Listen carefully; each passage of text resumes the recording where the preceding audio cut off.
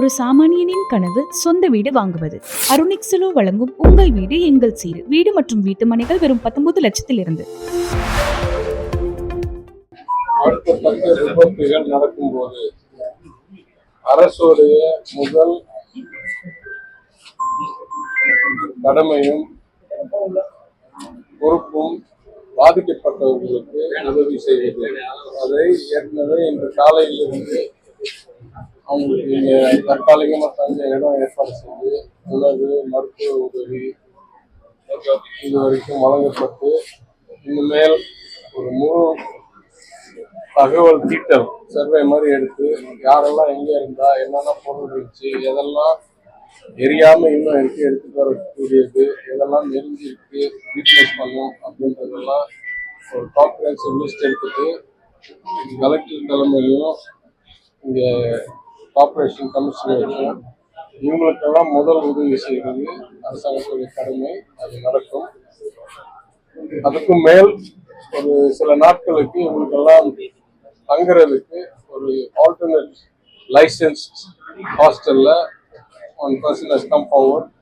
அவங்க உதவியை எடுத்து இப்போதைக்கு அது செயல்படுத்தப்பட்டு அது இல்லாமல் இவங்கெல்லாம் கட்டின ஃபீஸு டெபாசிட்லாம் திருப்பி வாங்குவதற்கு தகவல் அடிப்படையில் முயற்சி எடுத்து எதெல்லாம் உடனடியாக செய்ய முடியுமோ செஞ்சுருவோம்.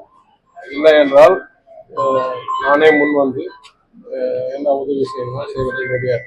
இது முதல் கடமை. இரண்டாவது, இத்தகைய நிகழ்வுகள் எப்படி நடந்தது, என்னென்ன விதிமீறல் இருந்துச்சு, அதில் எதை நிறுத்திருக்க முடியும் என்னன்றது கண்டு ஆராய்ந்து அதற்கு முழு ஆய்வு செய்து அதற்கு ஏற்ப நடவடிக்கை போலீஸ்லையும் கலெக்டர் லெவலையும் கமிஷனர் லெவலையும் எடுக்கப்படும்.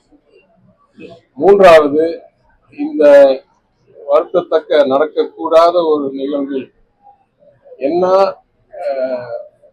அடிப்படை விளைவுகள் இந்த விதிமுறையில் திருத்தக்கூடிய இல்லை செயல்பாட்டில் திருத்தக்கூடிய ஒரு எரர்ஸ் என்று கண்டறிந்து இனிமேல் இந்த மாதிரி நடக்கிறதை வாய்ப்பு குறைக்கிறதுக்கு ப்ரொசீஜர்லா விதிமுறைகளை இம்ப்ரூவ் செய்யணும், மாற்றணும். அதுவும் அரசாங்கம் நடவடிக்கை எடுக்கும். கார்பரேஷன்ல தகவல் வருது, ஏற்கனவே அங்க டிஸ்பியூட் இருந்த மாதிரி அந்த லெஸ்ஸிக்கும் பில்டிங் ஓனருக்கும். அதனால ஒருத்தர் ஒரு சைட் சொல்றாங்க, நிறைய தகவல் வருது. முழு தகவல் இல்லாம நான் எதுவும் பதில் சொல்றது சரி வராது. ஆனா நீங்க சொல்ற தகவல் என் காதுக்கும் வந்துருக்கு. டெமாலிஷன் நோட்டீஸ் இருந்ததுன்னு ஒண்ணுக்குள்ள பலது.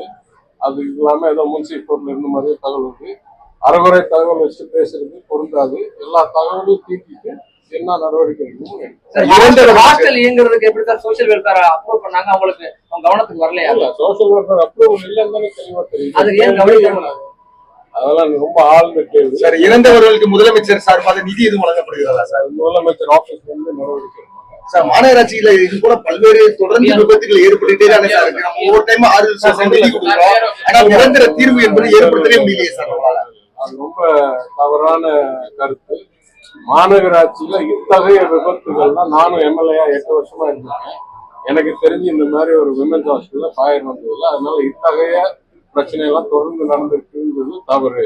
நான் இது எந்த ஆட்சியிலையும் சொல்றேன், எந்த ஆட்சியிலும் சொல்ல அந்த நிறைய அரசு திட்டங்களில் விதிமீறல்கள் நடக்குது. அது எல்லா ஆட்சியிலும் நடந்தது. அதை குறைக்கிறதுக்கு முயற்சி எடுத்துருக்கோம்.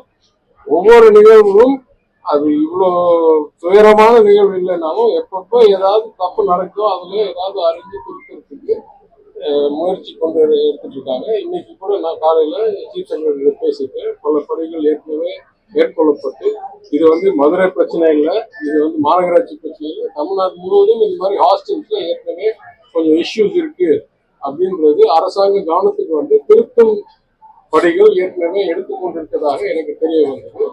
அதில் இது அதாவது சில சமயம் விபத்து வர்றதுக்கு முன்னால திருத்த முடியும், சில சமயம் விபத்து வந்து. நான் உதாரணம் சொல்றேன். மேலவாசல்ல நான் மெனக்கெட்டு சட்டமன்றத்தில் பேசினேன். இத்தனை வாயரை எல்லா தனித்தனியாக பிளாட்டுக்கு இழுத்துட்டு போனீங்கன்னா ஏதாவது ஸ்பார்க் ஆகி தீ விபத்து ஆகிறதுக்கு வாய்ப்பு இருக்குன்னு சொல்லி அன்றைக்கு இருந்த அமைச்சர் தங்கமணி அவர்கள் ஒரு டீமை போட்டு அதை பார்த்து திருத்தணும். ஆனா திருத்ததுக்கு 35 லட்சம் ரூபாய் எங்கள்கிட்ட இல்லை, நான் சொன்ன எம்எல்ஏ நிதியில கொடுக்குறேன்னு இல்லை, அதுக்கு விதிமுறையில இந்த பேச்சு நடந்து கொண்டு இருக்கும் போது என்னாச்சு, ஸ்பாட் ஆகி தீ விபத்து வந்துச்சு. அதனால சில சமயம் திருத்தறதுக்கு முன்னால் விபத்து நடந்திருக்கு, அது வருத்தத்தக்கது. ஆனா திருத்தறதுக்காக முயற்சி எடுத்துட்டு இருக்கோம்னு சொன்னா அதை நான் ஏரியா கிளாஸ்லயே சொல்றேன்.